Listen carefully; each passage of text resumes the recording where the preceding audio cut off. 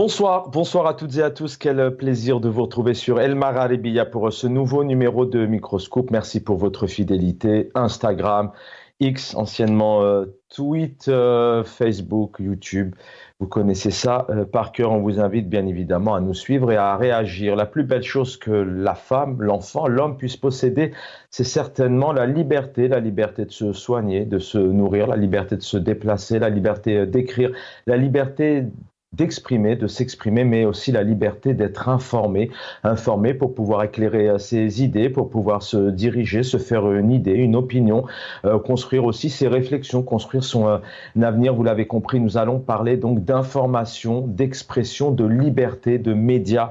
Ce soir, l'APS donc qui a vu donc sa naissance le 1er décembre 1961. Vous l'avez compris, 63 ans après, on se pose cette question. Propagande, instrument d'injure ou tout simplement information. Lorsqu'on voit dernièrement notamment une APS sous le mandat d'Abdelmajid Tebboune, on verra un extrait dans un instant de l'APS qui ne date pas d'il n'y a pas plus de 24 mois. L'APS, voilà, alors c'était donc le 30 novembre 2022. Alors, sur cet article-là, vous avez donc plusieurs éléments. Un autre point qui est évoqué, donc ça c'est l'APS, sur un autre registre, et pour mieux réguler l'exercice du métier de ces journalistes, l'APS a élaboré une charte rédactionnelle avec pour objectif de définir les règles de conduite en matière d'intégrité, de crédibilité, de compétence et de professionnalisme. Cette charte est un véritable code de conduite de l'agencier lui retraçant le mode opératoire de son activité quotidienne, un code d'éthique pour ses comportements envers son entourage intérieur, écoutez bien, extérieur, et un engagement envers l'agence pour préserver ses intérêts et défendre son image et celle de l'Algérie. Vous l'avez compris, on va parler bien évidemment d'intérêt du public et aussi de l'image de l'Algérie, puisque dernièrement, notamment l'APS, il y a quelques semaines, donc revenait sur les barbouzes français qui cherchent la rupture définitive avec l'Algérie. Voilà un des titres de l'APS. La semaine dernière, pas plus tard que le 22 novembre, donc l'APS qui qualifie donc le pouvoir français avec de tels titres, la macronito-sioniste. Alors on peut aimer, être d'accord ou pas être d'accord avec un pays, mais faut-il en arriver à employer de tels mots, de telles injures, quand on sait aujourd'hui, c'est une question qu'on va se poser aussi en termes de diplomatie. Chaque pays a besoin de se protéger, de développer, de collaborer avec d'autres pays. On a toujours besoin de son voisin dans son propre intérêt. Vous l'avez compris, stratégie diplomatique pour la nation avec de tels mots. Et puis le 16 juin 2022, je dis bien 16 juin 2022, attaque virulente contre le ministère des Affaires étrangères, notamment incompétence et amateurisme, les mots de l'APS, et je suis gentil. Je voudrais qu'on regarde la deuxième image, s'il vous plaît, en régie. Voilà, donc ça c'est le début de l'article.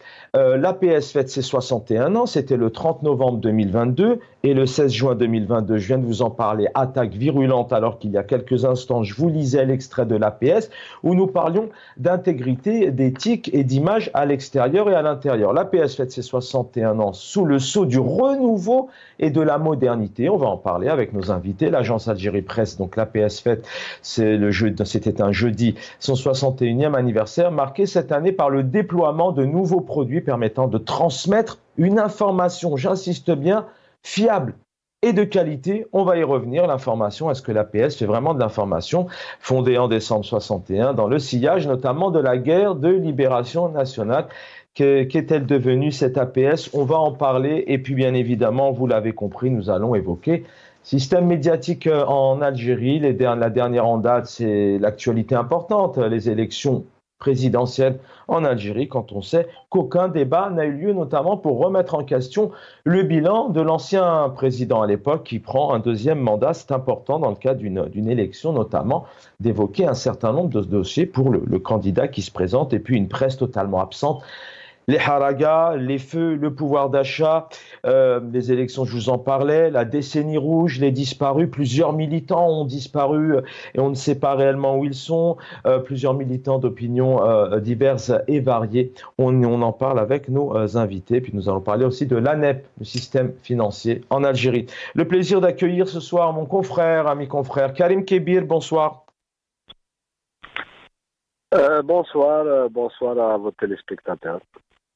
Merci, cher Karim Kébir. Va venir nous rejoindre aussi dans quelques instants. Ali Adjoudi, président de Riposte International, qui fait un travail notamment sur le fond, l'expression, l'information, parce que c'est important de dire les choses, et qui parle beaucoup de liberté en Algérie, mais pas que, à travers l'Afrique et un peu partout dans le monde. Ali Adjoudi sera avec nous dans quelques instants. Karim Kébir, sans avoir de questions spécifiques, si je vous dis l'APS en 2024 en Algérie, qu'est-ce que vous me dites? Ben, c'est une agence à l'image du pays, hein. Donc elle est en phase, si vous voulez, avec les orientations, les grandes orientations politiques du régime. Donc elle ne fait pas exception. Moi, je trouve beaucoup plus que ces dernières années, encore plus. Parfois, on s'interroge même, c'est-à-dire sur les auteurs parfois de certaines dépêches, parce que si vous prenez toutes les agences mondiales, quand même, elles ne dépassent pas, elles ne font pas dans le commentaire. Les agences, elles sont là comment on les appelle, c'est des grossistes de l'information. Comme elles ont souvent beaucoup de moyens parce qu'elles dépendent en grande partie des financements de l'État, elles ont des bureaux à l'étranger, elles ont accès quand même à l'information officielle, donc forcément, elle doit montrer une forme de neutralité. C'est comme un petit peu l'administration. Donc elle n'a pas à commenter ou à user des qualificatifs dans la rédaction des dépêches. Malheureusement, ces derniers temps, vous avez dû le constater, c'est des commentaires quand même qui égratignent un peu l'image d'une agence classique. Cela sans parler du fait qu'elle ne traite pas toute l'information. Rappelez-vous, il y avait une grève des médecins. Il y avait une grève des médecins qui n'a pas été couverte. Vous avez évoqué tout à l'heure le problème des haragas, par exemple. Et j'en passe, même pas auparavant. D'ailleurs, à l'époque de Zerhouni, par exemple, de Bouteflika, moi je me rappelle très bien, il n'évoquait jamais les grèves des médecins, par exemple. Les grèves dans n'importe quel secteur. Mais dès lors que Zerhouni prend un communiqué disant que cette grève est interdite, ou bien le parquet qui s'autosaisit curieusement quand il s'agit de grève pour décréter que c'est une grève illégale, eh bien, ils reprennent le communiqué du parquet. Mais jamais on ne dit pas qu'il y a grève. À la limite, c'est leur travail de reprendre le discours officiel, mais encore faut-il d'abord donner l'information qu'il y a eu grève pour que les gens comprennent que le gouvernement dit que cette grève est illégale. Mais ce n'est pas souvent le cas. Donc, c'est un canal officiel qui fait le relais de l'information strictement officielle. Donc, voilà. Mais de mon point de vue personnellement, je constate quand même une forme de régression qui écorne son image, parce que quand même elle a eu des journalistes assez professionnels par le passé. Même pendant la décennie noire, par exemple, elle rapportait des informations, elle rapportait les activités des partis. Maintenant, en dehors des élections, par exemple, elle ne couvre pas les activités, par exemple, de l'opposition, ni des associations, par exemple, qui et encore, ou bien des activités des mouvements féministes, ainsi de suite. On va y revenir, bien évidemment. Et encore, en parlant de ces élections 2024, on a constaté, hélas, et c'est vraiment un constat, on n'invente rien, que tout était pour le candidat Tebboune, et rien que pour lui, et souvent à faire des éloges et à inciter, hein, on parle aussi de tractation présidentielle pour l'ancien candidat qui, je vous le rappelle, donc arrive donc au pouvoir pour un deuxième mandat. Mais on va en parler, hein, dans le détail. Il y a pas mal de choses à évoquer. Ali Adjoudi, bonsoir. Quel plaisir de vous accueillir ce soir, président de Riposte International. Bonsoir Ali Adjoudi. Bonsoir Fabien, bonsoir aux téléspectateurs et bonsoir à M. Karim Kébir. Merci de votre fidélité, de votre présence ce soir. Je rappelle Riposte International, donc qui milite pour les libertés. On va en parler ce soir. Avant d'entrer dans le détail, pas mal de choses à évoquer avec vous deux. Mais pour commencer, allez, Judy, si je vous dis euh, 2024, l'APS en Algérie, qu'est-ce que vous me dites, sachant qu'une agence de presse est là pour relayer, récupérer un certain nombre d'informations, les relayer. Comment vous voyez cette APS au sein du pouvoir aujourd'hui? D'abord, merci pour l'invitation. Tout d'abord, pour ne pas être vraiment méchant, c'est dire qu'il y a un manque de professionnalisme. Et à partir de là, toutes les dérives sont possibles et tout est possible. D'abord, l'agence presse service est le porte-parole de l'État. Malheureusement, le pouvoir a fait de cette agence un organe de propagande, d'insultes, d'invectives contre tous les opposants. D'abord, elle ne reflète pas la réalité de ce qui se passe en Algérie. Elle défend aveuglement les clans. D'ailleurs, des fois, certains clans utilisent l'agence pour s'attaquer au président ou s'attaquer à un autre clan. Donc, Karim l'a bien signalé auparavant, il y avait quand même un professionnalisme, quelle que soit la nature du pouvoir, une dictature, tout ce que vous voulez, sauf que c'était quand même des professionnels. Même quand ils prennent position, et ils le font d'une manière plus ou moins calculée, disons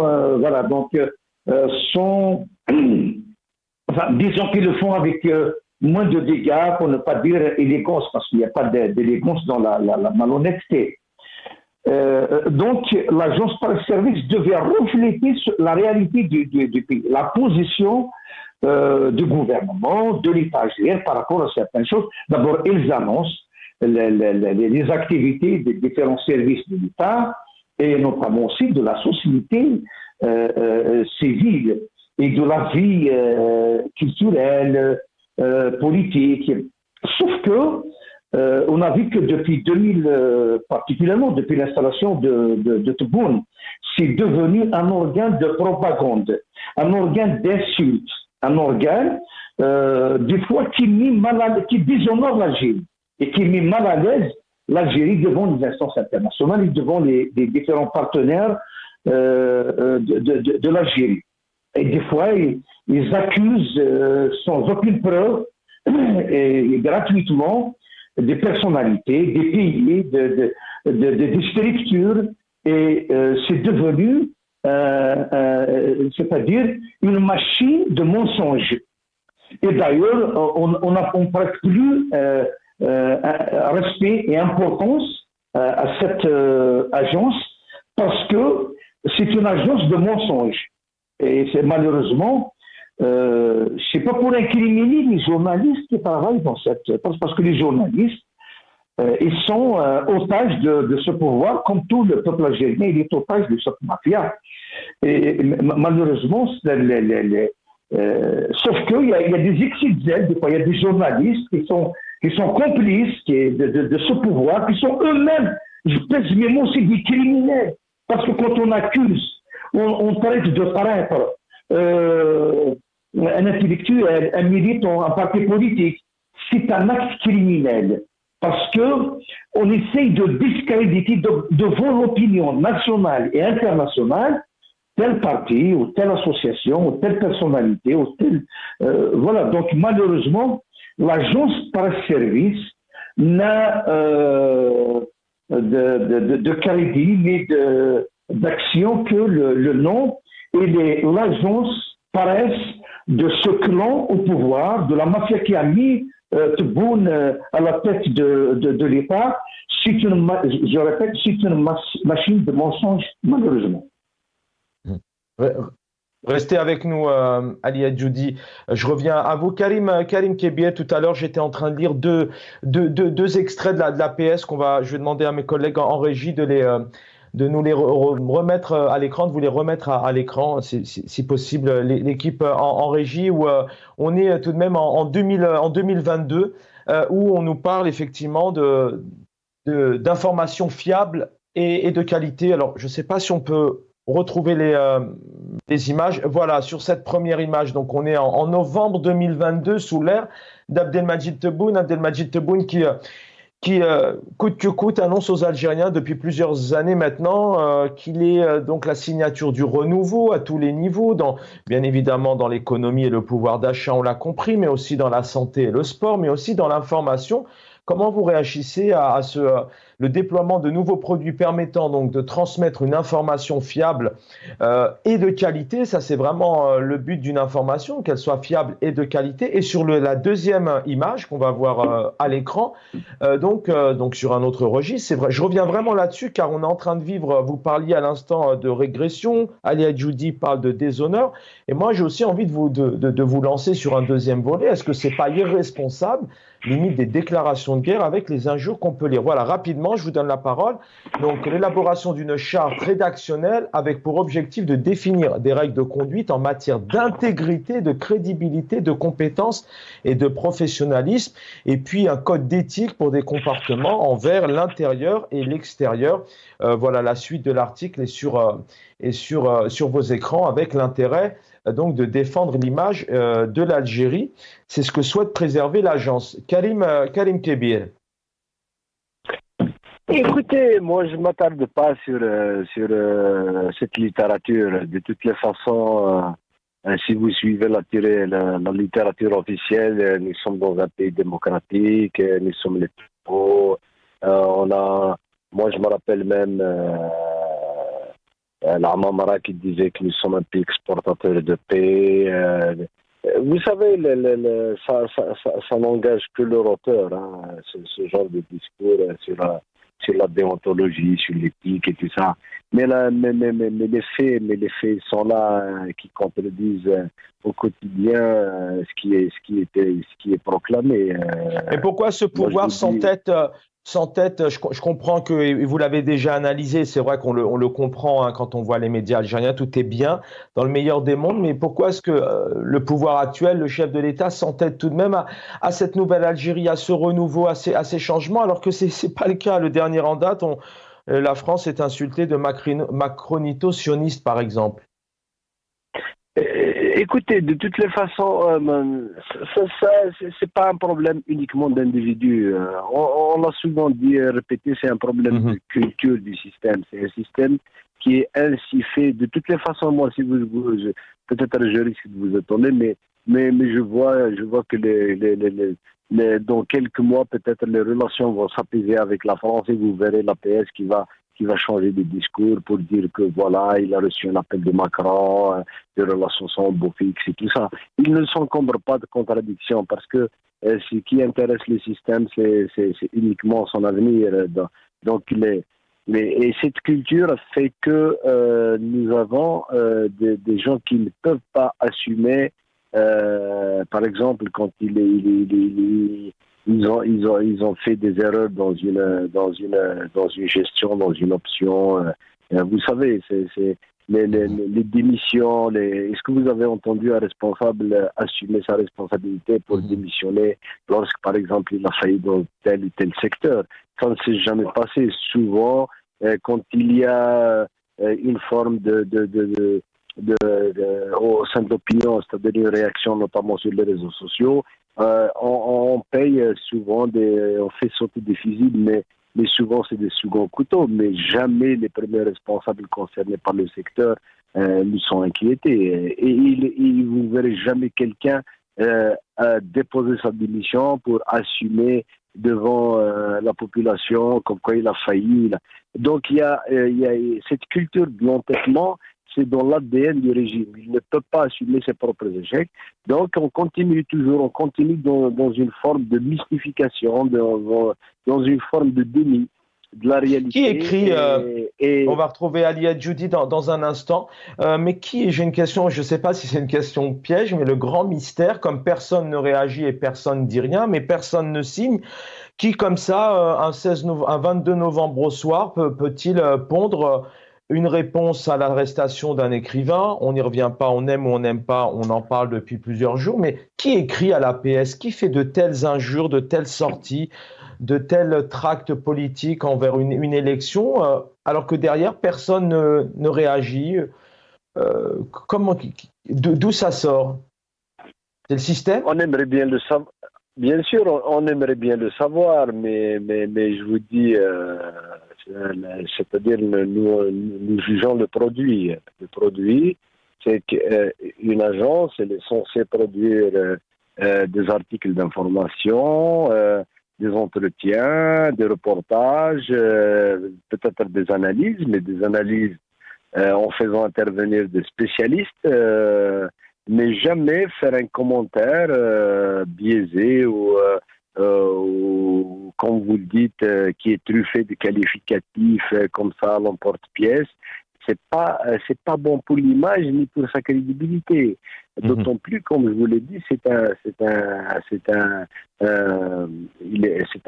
vendeur en gros de l'information. Donc il a beaucoup de clients qui repèrent les informations de l'agence, qui sont abonnés.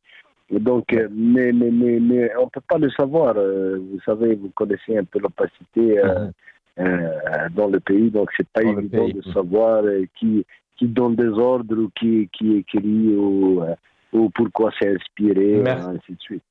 Merci Karim Kébel. Restez avec nous, je reviens à vous. Ali Edjoudi est avec nous, je rappelle, président de Riposte International, mais aussi longtemps homme de presse. Hein. Vous étiez pendant plusieurs années au pays que vous connaissez. Ali Edjoudi, pareil, on a une nouvelle Algérie qui est annoncée, mais avec à la fois toujours peut-être un même système avec des sorties dont on ne sait pas qui écrit, des injures. Vous parliez de déshonneur. Mais j'ai envie de vous lancer sur cette question. Est-ce qu'à un moment donné où le monde est en train de vivre une certaine crise géostratégique, où les pays ont besoin de leurs voisins, pas pour être l'ami de Tebboune ou de Macron comme ils se le disent, mais dans un avenir, dans une stratégie diplomatique, est-ce que ce n'est pas à la fois irresponsable pour ce pouvoir de balancer de tels mots, de telles injures au sein de cette agence presse-service? Oui. D'abord, confirmer que je confirme, il y a une nouvelle Algérie. Depuis 12-12-2020, c'est vrai, il y a eu une nouvelle Algérie. Une Algérie de réparation aveugle, de situation de non-Darwa, un état de non-Darwa. Donc c'est ça la nouvelle Algérie, c'est museler toute les voix discordantes qui s'inscrivent pas dans la politique du gouvernement. Ça, c'est une véritable nouvelle Algérie où tous les militants sont soit emprisonnés, soit sont sous contrôle judiciaire, soit c'est des détenus avec un casier judiciaire assez lourd. Donc ça, c'est la nouvelle Algérie. C'est la nouvelle Algérie où on interdit une conférence éducative, une conférence culturelle, un café littéraire, museler toute la presse, emprisonner des journalistes qui écrivent des banalités. Dès que ça sort dans la ligne stratégique de ce gouvernement, de ce pouvoir. L'agence presse est censée, c'est-à-dire rapporter des informations, surtout donner de l'information, avoir l'exclusivité d'abord de l'État, des informations de ce qui fait l'État, de ce qu'annonce l'État, les ministères, et annoncer ce qui se fait dans l'ensemble du pays, des publications d'écrivains, de journalistes, d'artistes, les différentes rencontres, les activités des partis politiques. C'est ça. Mais malheureusement, dans un État où le véritable pouvoir n'est pas dans les institutions, il est hors institutions, il est en dehors des institutions. Malheureusement, l'agence par service, j'ai bien dit tout à l'heure, qu'il n'a rien de service public. C'est une structure partisane au service de Tebboune et de son clan. Mais est-ce qu'à la fois, ce ne serait pas une... Vous gardez la parole, Ali Judy, c'est ce que derrière ça, on essaie de comprendre et démêler un peu la pelote de laine. Est-ce que c'est pas à la fois stratégie, parce que c'est vrai qu'il y a des choses qui passent et qui parfois sont des choses totalement anodines et assez simplistes, et puis parfois il y a des sorties énormissimes. Est-ce que quelque part, c'est pas aussi un organe qui est utilisé en faveur d'un pouvoir ou en faveur d'un clan, parce que personne ne dit rien, on essaye de faire passer des messages aussi sous la table, de faire des éloges, car c'est vrai qu'on ne sait pas qui écrit. Est-ce que c'est pas aussi ce genre d'organe aujourd'hui en Algérie? Vous savez, dans la décennie noire, on lit des communiqués dans les différentes rédactions. Des fois, ils sont signés par certains journalistes, mais dont les journalistes n'ont jamais été les auteurs de ces communiqués. C'est la police politique. C'est la police politique qui envoie ces communiqués. Donc, c'est la police politique qui communique, qui annonce, qui fait ceci, cela. L'agence par service, des fois, on voit qu'il est dépouillé de ses prérogatives. Quand on lit le journal le Khabar, qui s'attaque frontalement aux Émirats arabes unis et au Qatar, et qui s'attaque frontalement. Et quand Tebboune parle, il dit que oui, quelques frères, nos relations avec quelques pays frères, il cite le pays comme pays frère, et le lendemain, on lit sur les colonnes de Khabar des attaques graves contre les Émirats arabes unis. Et quand c'est pas l'agence par service, c'est Louis Zahnoun qui s'attaque aussi à ce pays. Mais le pouvoir officiel, Tebboune, reste toujours le pays d'amis, des rencontres. Ils sont là. Alors, quelle est la position réelle par rapport au Qatar ou par rapport aux Émirats arabes unis? Si ce n'est pas des intérêts de clans, des intérêts de certains militaires qui ont investi, qui ont investi l'argent détourné de l'Algérie, qui les ont mis dans les banques de ce pays du Golfe. Donc, d'un côté, on s'attaque à un pays, d'un côté, on caresse dans le sens du poil ce pays, mais dans tout ça, finalement, il y a plusieurs agences par service. Il n'y a pas. Parce que, encore une fois, les pouvoirs ne sont pas dans les institutions. Le véritable pouvoir sont en dehors des institutions, en dehors des ministères, en dehors même de Tebboune. On a bien vu qu'un journaliste a été assassiné parce qu'ils se sont vengés de lui, parce qu'il a informé Gaïd Salah du communiqué envoyé par Saïd Bouteflika pour le limoger. Et donc, au lieu de lire le communiqué, il a pris l'initiative de contacter Gaïd Salah pour lui dire que Saïd Bouteflika a limogé.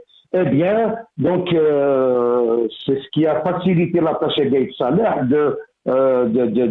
d'organiser son coup d'État contre eh bien, donc juste pour dire que les clans, les différents clans, la guerre, les guerres qui existent entre les différents clans font ravage, ils font que l'agence par service est devenue otage. On parlait même des clans, chacun l'utilise comme à sa guise, comme il le veut, et dans tout ça, le perdant c'est l'Algérie, parce que quand la parole de l'État est diabolisée, est discréditée, quand l'État n'a pas de parole, c'est encore mieux. Quand l'État s'attaque à ses enfants, s'attaque aux médecins, s'attaque aux retraités militaires, s'attaque quand le président lui-même paraît la diaspora des enfants de Sarès.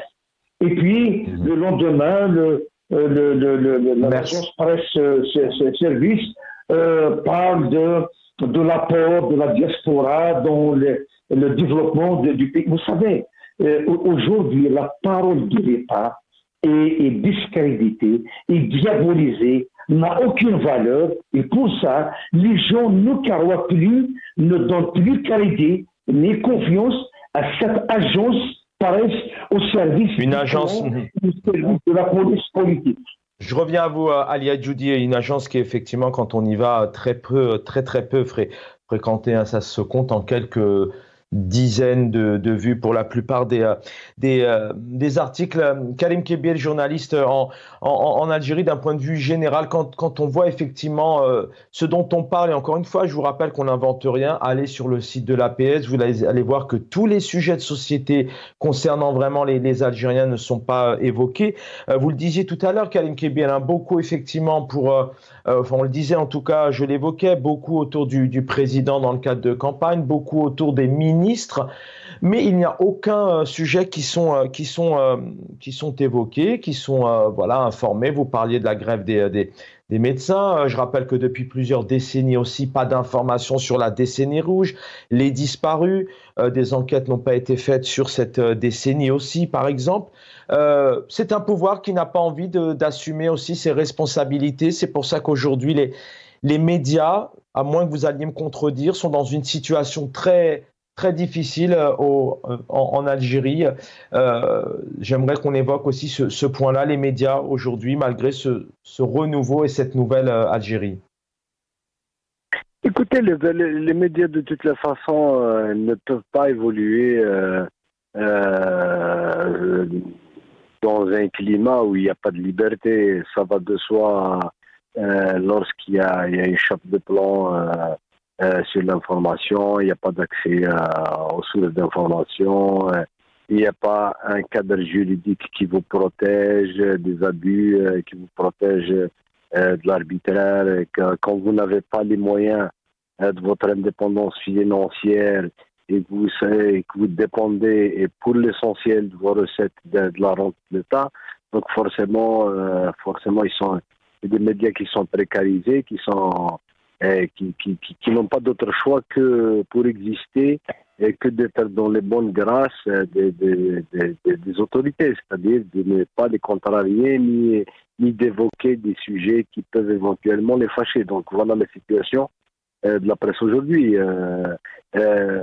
Il y a énormément de sujets dont moi je ne mets pas tout le monde dans le même panier parce que je connais quand même la corporation de l'intérieur, donc je sais comment réfléchissent les journalistes, les responsables, les moyens qui sont mis à leur disposition, ainsi de suite.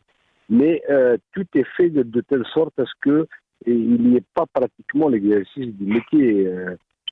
Pratiquement, si vous consultez chaque matin aujourd'hui la presse, vous allez trouver 60% de son contenu, c'est pratiquement les mêmes informations qui sont reprises. Et c'est des informations qui émanent de la même source, c'est-à-dire l'agence officielle. Donc, moi, je vois chaque matin des sites, par exemple, qui vous donnent l'information comme quoi il y a un nouvel ambassadeur algérien qui a été nommé au Bangladesh. Est-ce que vous pensez réellement que cette information peut servir l'opinion? Est-ce qu'elle peut servir les Algériens? Mais ils n'ont pas d'autre choix. D'où le travail du journalisme. C'est important ce que vous dites, effectivement, derrière une information, il doit y avoir une enquête. Voilà, c'est vraiment important. Le journaliste, il est là aussi pour aller prendre l'information, essayer d'en tirer plusieurs axes et d'aller chercher des éléments aussi pour éclairer les téléspectateurs et les téléspectatrices. Karim Kebir, vous parliez de liberté, manque de liberté, d'arbitraire. Ça veut dire qu'aujourd'hui, derrière ça en dit long sur le système avec un grand S. La justice n'est pas présente. Vous parliez de peur aussi, c'est un mot qui revient énormément, la peur de dire, la peur d'écrire. La justice, malgré les mots du président algérien la semaine dernière, dans le cadre de l'ouverture de l'année judiciaire à la Cour suprême, malgré, encore une fois, cette nouvelle Algérie, cette évolution au sein de la justice, c'est une justice qui pose problème aujourd'hui, c'est une justice pas fiable. Écoutez, c'est pas moi qui le dis. Ce sont les avocats, ce sont des gens qui sont dans le domaine, ce sont d'anciens magistrats qui le disent. Ils connaissent mieux que nous tous la situation de la corporation à l'intérieur. Mais tout le monde sait que dans un État droit, un état de droit ou pour faire vraiment se projeter pour la construction d'un état fort, il faut disposer d'une véritable justice qui est la colonne vertébrale d'un état puissant, d'un état qui se projette, qui respecte les droits. Or, malheureusement, si vous lisez ce que disaient les avocats depuis quand même un moment, ou certains anciens magistrats, force est d'admettre que quand même on est loin du compte. Et vous n'avez qu'à voir aussi certains procès, comment ils ont eu lieu, ou bien comment certaines affaires ne sont pas traitées alors que d'autres sont diligentées rapidement. Donc, il y a de toutes les façons, il y a un sérieux problème aujourd'hui de confiance vis-à-vis de la justice. C'est vrai qu'au niveau du discours officiel, à chaque fois, on dit que conforter l'indépendance, c'est-à-dire il y a des textes de loi qui ont été adoptés pour renforcer soi-disant cette indépendance. Mais la réalité, malheureusement, en écoutant certaines voix du système judiciaire, on est encore loin du compte. Rappelez-vous de l'incident qui a eu lieu dans le tribunal d'Oran. Par exemple, il y a certains organismes aujourd'hui de la justice dont les membres, par exemple la Cour constitutionnelle, ils sont toujours désignés par l'exécutif. Et donc, on n'est pas de toutes les façons. Il n'y a pas de garantie suffisante pour convaincre les Algériens que réellement nous avons affaire à une justice indépendante. Même si par ailleurs, ça encore une fois, je le répète, ça concerne tous les secteurs, il y a des magistrats compétents, des magistrats qui ont la conscience professionnelle, mais peut-être qui sont prisonniers, comme je l'ai dit, de tout le fonctionnement du système. Donc, comme on dit, une fleur ne fait pas le printemps. Mmh.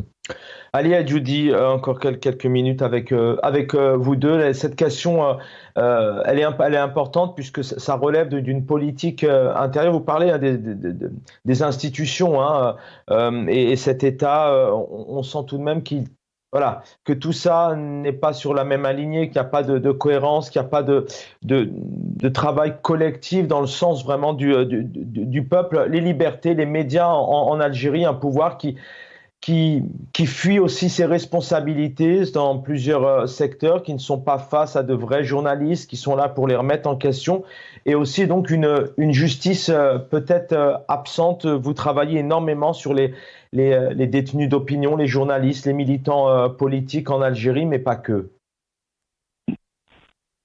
Écoutez, quand le peuple est boycotté par l'État, c'est tout simplement. C'est que l'information qui concerne le peuple n'est pas dans les registres de l'État, ni ses institutions, ni ses organes de presse ou ni de justice. Je m'explique.